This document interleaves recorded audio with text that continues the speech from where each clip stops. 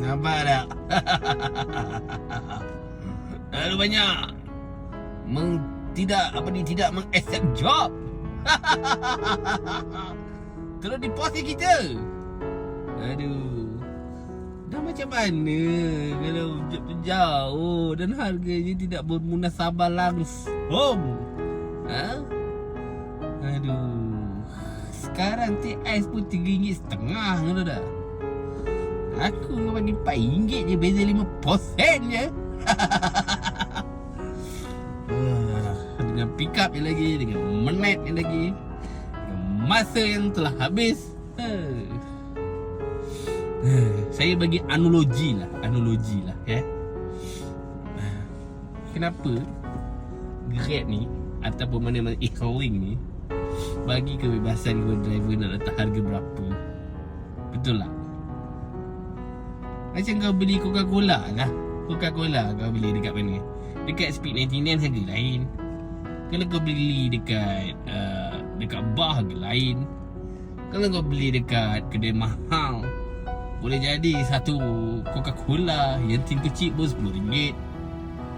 Kenapa aku nak ikut cakap kau bagikan berapa untuk aku? RM5.30. Suka hatilah orang nak accept ke tidak. Ini tidak. Orang tak accept kau pos. Di manakah keadilan? Kata ada ke fleksibel, kata kebebasan. Ini tak accept job. Kau tengok. Dah dua kali kena pos ni.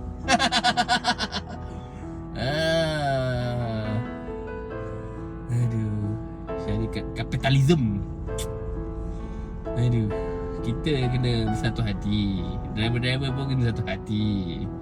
Janganlah dok kena sebab dapur tak berasap. Cubalah sama-sama kita tak on line dalam masa 3-4 hari menggelupur syarikat ni. Ini tidak, EVP bagi ke syarikat, bukan bagi kepada driver. Aduh. Lepas tu insurans naik lagi, tahun depan naik lagi.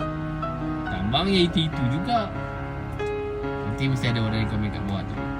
Kalau dah tak suka, kata mengunci lah.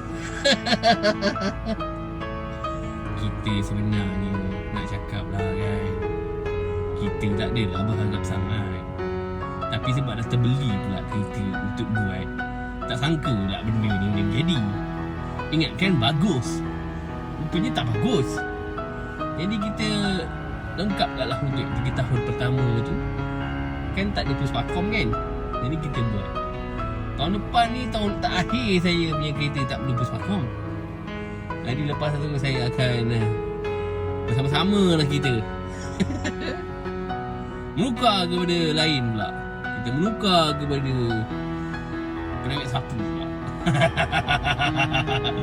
Kita jadi private sapu bersama-sama. Apa macam? Berani tak nak melawan arus ni?